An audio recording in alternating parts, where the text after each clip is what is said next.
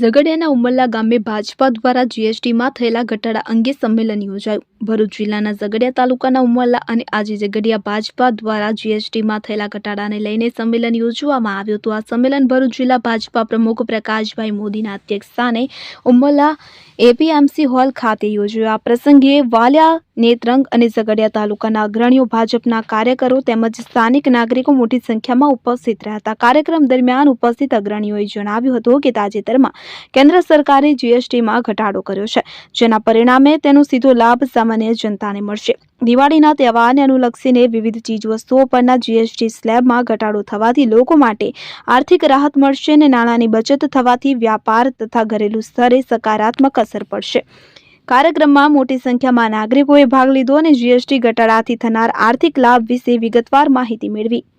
Abdul Rauf Khatri, Umrala.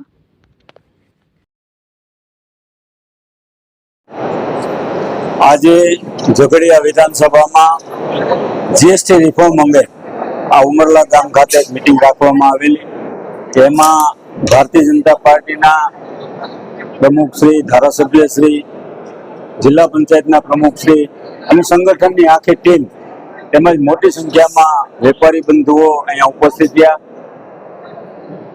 GST reform કર્યા પછી જીએસટીના શું ફાયદા થાય અને જીએસટી રિફોર્મ થયા પછી લોકોના હાથમાં કેટલા પૈસાની બચત થાય અને એનો કેવી રીતે ઉપયોગ થાય તે અંગેની સમજ આપવા માટે અને ઘર ઘર સુધી આ વાત પહોંચે એના માટે આજે ભારતીય જનતા પાર્ટીનો દરેક વિધાનસભાની અંદર 182 વિધાનસભામાં કાર્યક્રમ રાખવામાં આવેલો છે. અંતર્ગત આ ઉમરલા ખાતે ભારતીય જનતા પાર્ટીના કાર્યકર્તાઓ અને વેપારીઓની વચ્ચે આ કાર્યક્રમ રાખ્યો.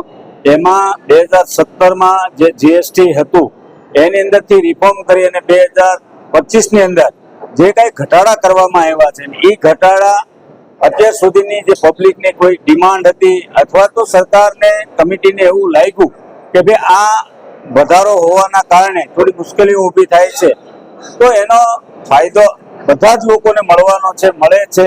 લોકો સારી રીતે સમજે છે, સારી રીતે બધા એ વાતને સ્વીકારે છે.